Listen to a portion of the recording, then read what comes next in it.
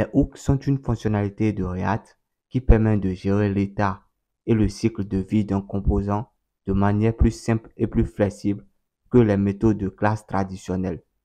Les hooks peuvent être utilisés dans les composants fonctionnels pour ajouter des fonctionnalités telles que la gestion de l'état, l'utilisation de contextes, l'accès au cycle de vie et l'ajout des effets secondaires.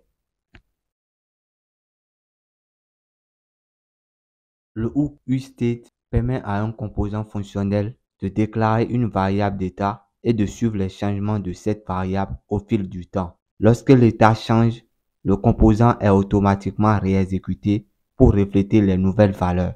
Nous allons écrire notre premier code qui va inclure les hooks. Je vais créer un fichier dans le dossier composant. Je vais l'appeler hook.js. Dans ce fichier, je vais importer les éléments.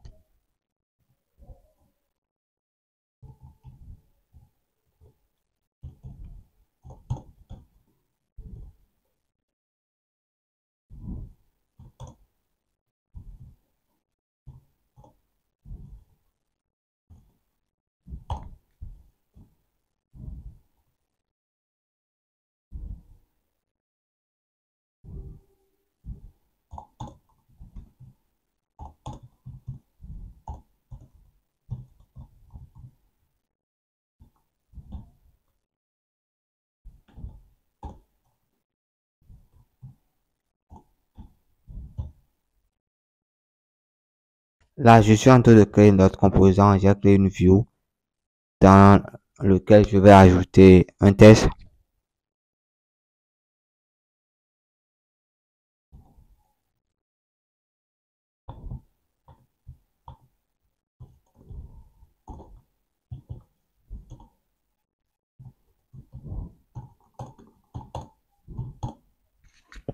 Ensuite, je vais créer un bouton.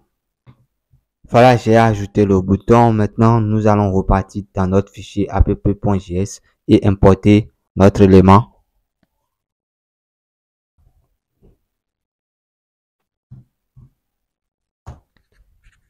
Je l'ai importé, maintenant j'enregistre. On verra le rendu. Voilà le rendu. J'ai d'abord importé le composant dans le fichier app, j'ai enregistré. Et également, j'ai enregistré le fichier hook.js aussi. Le rendu, c'est ça. Revenons à notre hook à présent. Ce hook qui permet de déclarer une variable d'état dans un composant.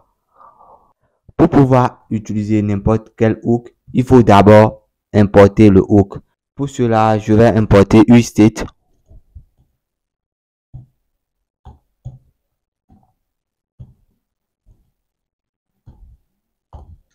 Voilà, j'ai importé useState depuis React. Vous écrivez exactement la même chose. Ensuite, je vais déclarer une constante. Avant la méthode de rendu, je vais nommer ça.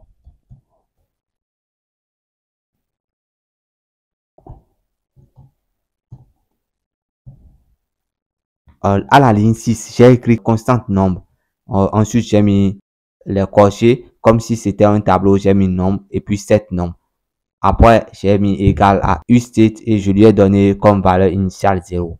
Nombre qui est là, c'est une variable. Cette nombre, c'est la fonction qui va nous permettre de mettre à jour la variable nombre. Je reviens dans la méthode de rendu. J'ai mis à la ligne 11. Dans la balise test, nombre est. Je vais afficher nombre. CTRL S, j'enregistre et on voit le rendu. En haut, vous voyez nombre est 0. C'est la valeur initiale qu'on a définie à nombre à la ligne 6. Ensuite, il y a un bouton appuyer ici. J'appuie. Ça ne va rien faire. Ça ne fait rien. Sur ce bouton, je vais ajouter une propriété. Je vais ajouter la propriété onPress. La propriété onPress, c'est bon, c'est un événement qui se déclenche lorsqu'on clique sur un élément cliquable.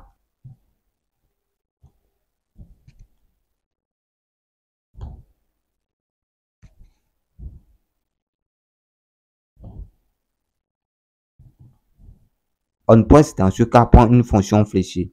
Cette fonction fléchée fait appel à cette nombre. On a dit que cette nombre, c'est la fonction utilisée par useState pour pouvoir mettre à jour notre variable. Ici, notre variable, c'est nombre. Là où j'ai mis constante nombre, cette nombre est égale à useState. useState égale à 0, on a une variable de départ et on a une fonction qui permet de mettre à jour cette variable. C'est cette fonction que j'ai appelée dans la propriété onPost. Je vais enregistrer, on verra le résultat. La valeur, c'est toujours 0 là. Je clique dessus. Vous voyez que le nombre s'est incrémenté. C'est passé à 1, ensuite à 2. Je clique encore, c'est passé à 3. Je clique, c'est passé à 4. Je vais mettre la valeur initiale de nombre à 10. Je vais enregistrer. Et quand j'enregistre, la modification est apportée automatiquement. La valeur initiale de nombre, c'est 10. Quand je vais cliquer sur cet nombre, ça fera nombre plus 1. La valeur initiale de nombre étant 10, nombre plus 1, ça fera 11. J'appuie. Donc, voilà, c'est comme ça que useState fonctionne. N'oubliez pas les principes. Avant d'utiliser useState, il faut d'abord importer useState depuis React. Ensuite, il faut déclarer cela avant la méthode de rendu et lui donner une variable de départ. Vous pouvez appeler n'importe quel autre événement en dehors de onPost pour pouvoir faire appel à la fonction qui va mettre à jour votre variable. Il y a une règle qui est utilisée par les développeurs. Vous allez remarquer que j'ai appelé la fonction qui met à jour nombre, cet nombre. Lisez la ligne 8. Si je voulais que notre variable s'appelle âge, j'allais mettre âge et puis cet âge.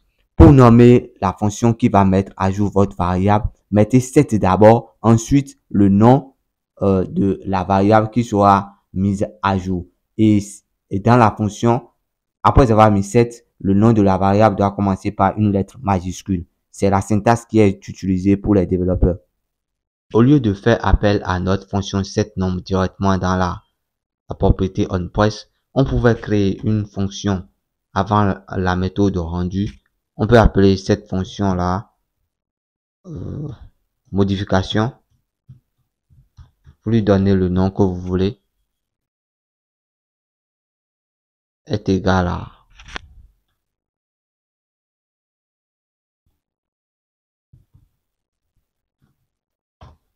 ensuite, il faut copier ce que vous avez mis.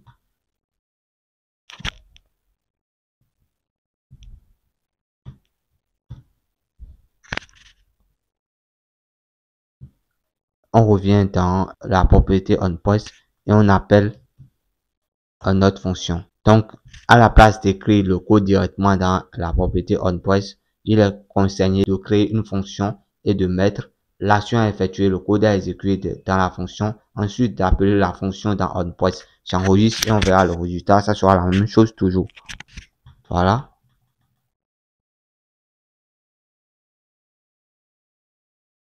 useEffect est un hook qui permet d'effectuer des effets de bord dans un composant fonctionnel. Il est utilisé pour gérer la logique liée aux effets secondaires dans un composant tel que des appels à des API, des abonnements à des événements. Supposez un instant que le précédent hook qu'on avait vu, useState, qui nous a permis de modifier la valeur de nombre lorsqu'on clique sur le bouton, qu'on veuille à présent que sans cliquer sur le bouton, la valeur de nombre change chaque seconde. Grâce à useEffect, on peut effectuer cela. Pour pouvoir utiliser useEffect, nous devons l'importer de React toujours. Du coup, je vais l'importer useEffect. Ensuite, juste avant la méthode de rendu, on appelle ce hook.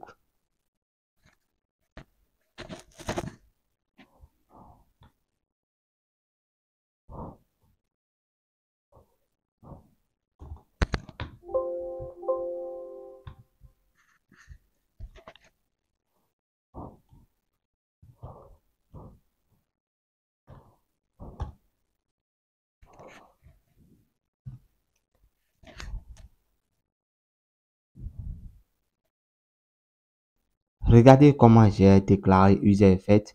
J'ai mis useEffect et ensuite les parenthèses. Après, j'ai mis une fonction fléchée. Après, j'ai mis une virgule et ensuite un tableau. Le tableau, c'est pour spécifier la dépendance. Je vais écrire le code de ce que j'ai dit précédemment. Qu'on suppose que on ne va pas cliquer sur notre bouton. On ne va pas cliquer sur ce bouton-ci mais la valeur de nombre va changer à chaque seconde. Donc, pour ce faire, nous allons utiliser une fonction intégrée de JavaScript qui est setTimeout.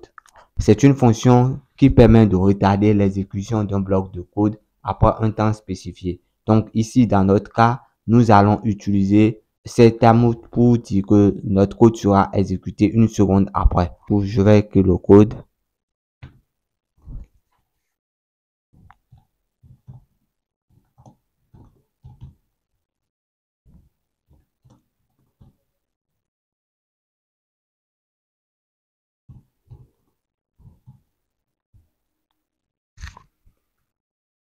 La fonction setTimeout prend deux paramètres. Le premier paramètre, c'est la fonction à exécuter et là, je vais lui donner une fonction fléchée. Et le second paramètre, c'est le temps qu'il faudra avant d'exécuter ce script. Et là, je vais mettre ça à 1000. Ça prend une valeur en millisecondes. Donc, 1000 reviennent à une seconde. Dans la fonction à exécuter, je vais appeler setNumber, notre fonction précédente qui va mettre à jour la valeur de nombre. Donc, après une seconde, j'appelle setNumber qui va mettre à jour la valeur de nombre.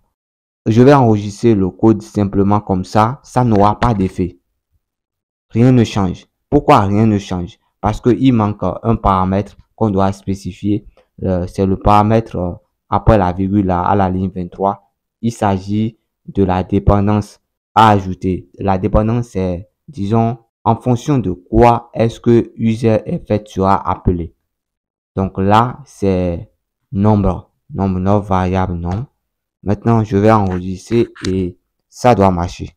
Vous voyez que la valeur a commencé par s'incrémenter tout seul sans qu'on appuie sur le bouton. Il y a des choses que vous devez comprendre. Un composant React Native est rendu lorsqu'il est monté. Monté veut dire quand on lance l'application pour la première fois, le composant est monté ça. Donc, le composant s'affiche. Autre raison pour laquelle le composant peut être rendu, c'est lorsqu'on utilise la propriété useState. C'est ça qu'on a vu précédemment en cliquant sur le bouton. On a vu que la valeur de nombre a changé. Donc, quand la valeur de nombre a changé, le composant est rendu à nouveau. Maintenant, il y a une autre raison pour laquelle le composant est rendu. C'est au niveau des useEffects. En effet, lorsqu'on utilise useEffect avec une dépendance, lorsque la dépendance change, l'effet sera exécuté sur la variable. Donc, le composant est rendu à nouveau en ce moment-là. À la ligne 23, lorsqu'on a ajouté nombre comme dépendance, et sa valeur a changé grâce à la fonction setTimeout. Du coup, nombre est passé à nombre plus 1. Le composant est rendu à nouveau à chaque fois. C'est la raison pour laquelle on voit la modification sur l'écran. useEffect est utilisé dans d'autres cas comme des appels à des API pour pouvoir recevoir des données depuis notre serveur ou tout autre.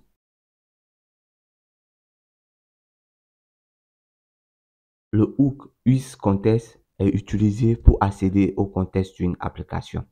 Les contextes sont utilisés pour partager des données entre les composants sans avoir à passer les propriétés à travers la hiérarchie des composants. Donc, je suppose que vous avez une information appelée nom, prénom, âge de l'utilisateur. Vous voulez le passer d'un composant à un autre. Grâce au hook useContest, vous n'aurez pas besoin de passer ces informations-là chaque fois dans les composants. On peut utiliser le hook useContest pour accéder à ces informations, quel que soit le composant dans lequel on se trouve. Pour pouvoir utiliser le hook useContest, j'ai d'abord créé un fichier appelé contest.js. Dans ce fichier, j'ai importé React. Ensuite, j'ai déclaré une constante appelée contest et je lui ai donné comme valeur React.createContest. C'est la syntaxe pour pouvoir créer un contest. Après, j'ai exporté notre variable. Dans le fichier app.js, j'ai mis dans le composant parent contest.provider et je lui ai fourni une valeur. La valeur, c'est la variable information.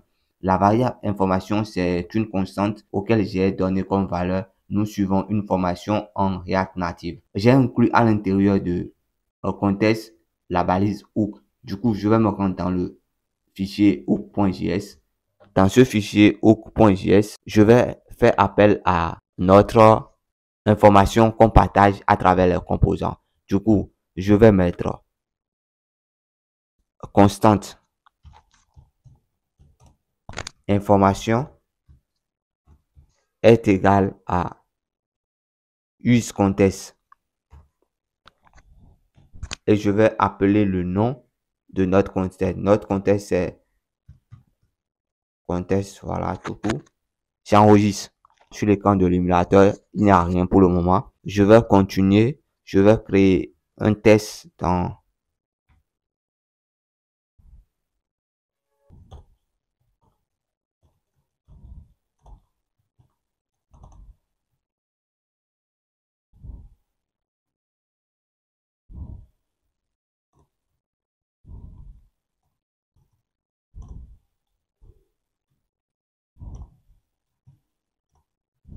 ensuite, je vais appeler la constante information, la constante qu'on a déclarée à la ligne 8, je vais l'appeler.